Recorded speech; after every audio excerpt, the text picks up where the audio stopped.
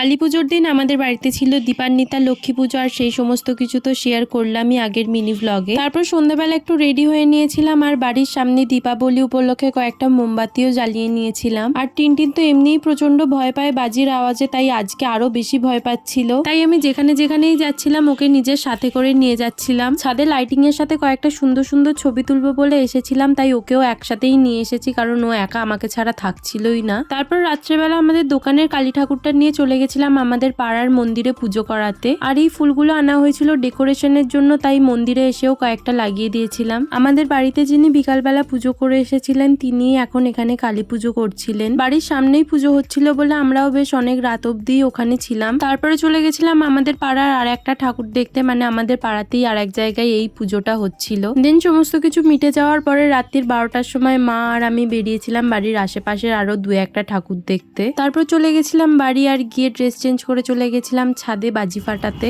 বাজি ফাটাতে আমি একটু ভয়ই পাই, কিন্তু তাও এবছর আমি মনে সাহস নিয়ে প্রথমবার রকেট জ্বালিয়েছিলাম আর এটাতে বেশ আমার মজাই লেগেছে।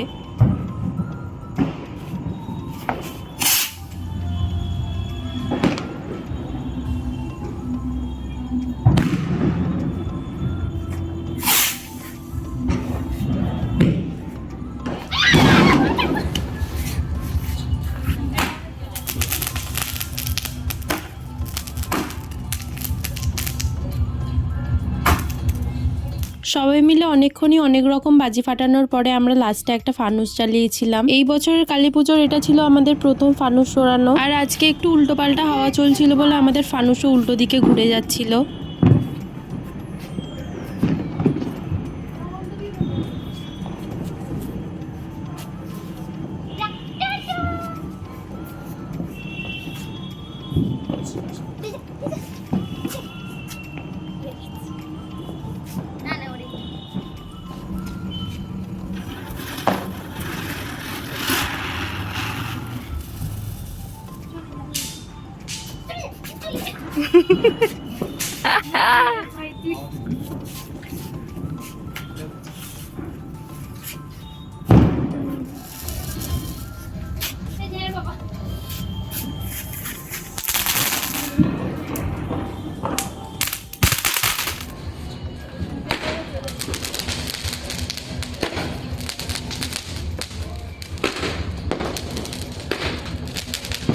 এইভাবেই বাড়ির সবাই মিলে একসাথে বাজি ফাটিয়ে মজা করে শেষ করেছিলাম কালী পুজোর দিনটা।